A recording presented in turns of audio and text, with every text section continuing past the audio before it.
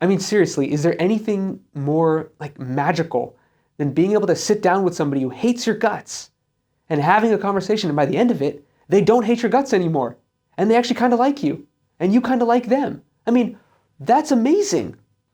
Hey, my name is Shaunak. I've been a local public elected person for almost 7 years. I've been a plaintiff's litigator for almost 10, and I'm a trained mediator.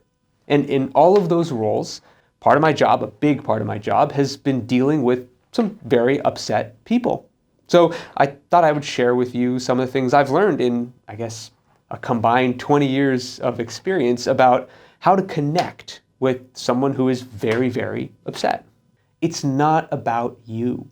Maybe you did something or you represent something that is the cause of their anger, but their anger, that is not about you. That's about them.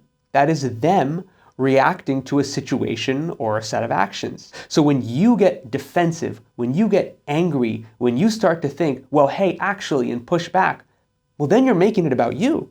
I was the president of my local school board. That's where I serve. At the end of 2020 and in 2021, we were opening schools and people were nervous. I remember this one crystallizing moment for me. I was sitting in bed.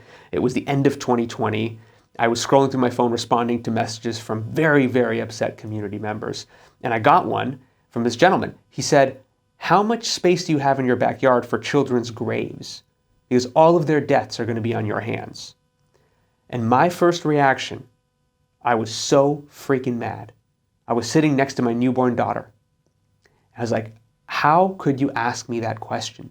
Do you understand what I'm going through? Do you understand what I've been doing in this quasi-volunteer position that I have in addition to my full-time job? Thrust into a pandemic, I have been spending 20, 30 hours a week trying to assuage community fears, meeting with everybody, trying to get the best solution possible with district staff and my colleagues. Do you understand? How could you ask me that question? Are you kidding me? And then I remembered who I was talking to, and it changed everything for me. This was a parent of a kid who was really, really scared, really, really angry at the situation, at the system that was making these decisions to bring his kid back to a classroom where he thought was unsafe. I was the face of that. Of course he was mad. Who else could he be mad at?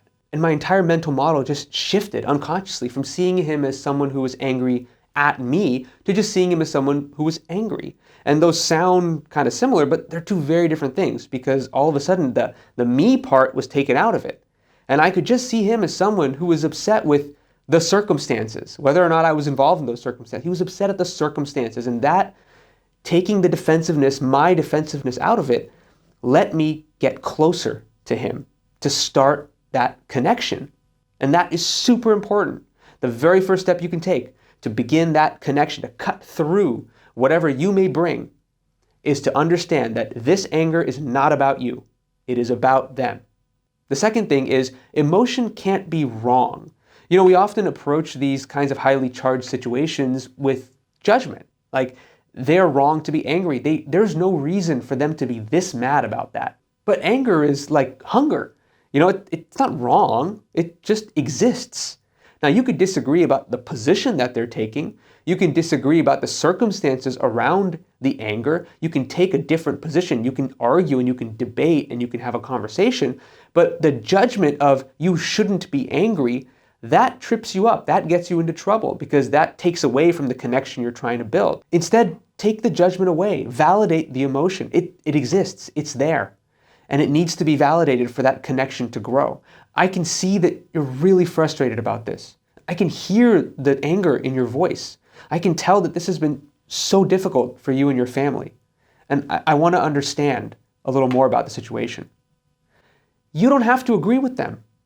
You absolutely don't have to agree with them. But you do have to recognize and validate the existence of the emotion and the anger. Because otherwise what you're saying without actually saying it is your emotions don't matter. They're not valid. They don't count.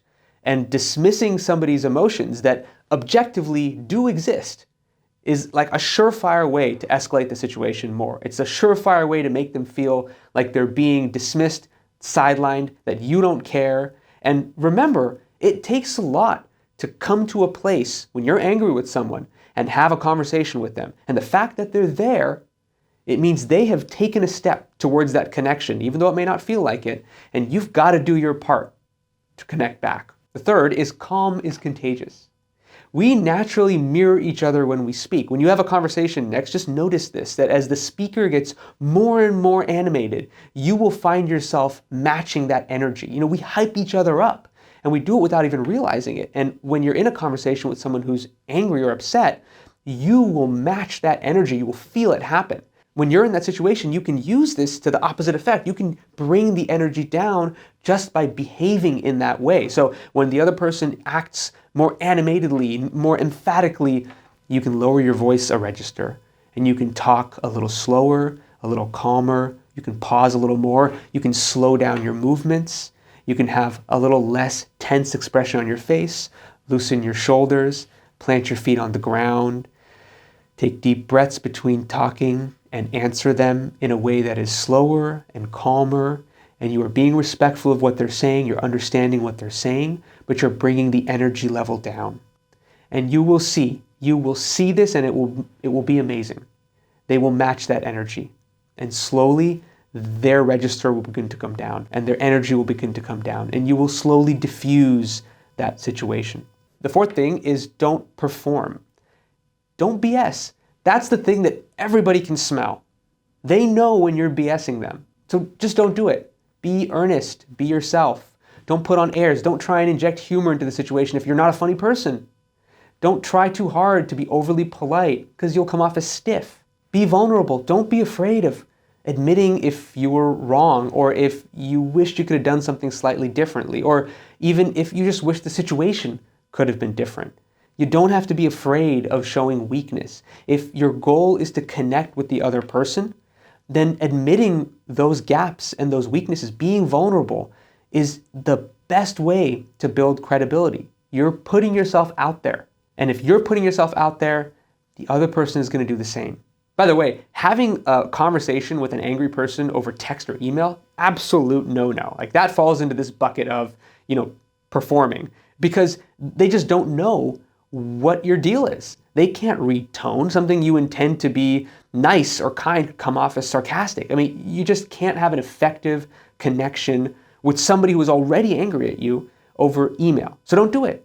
Meet in person.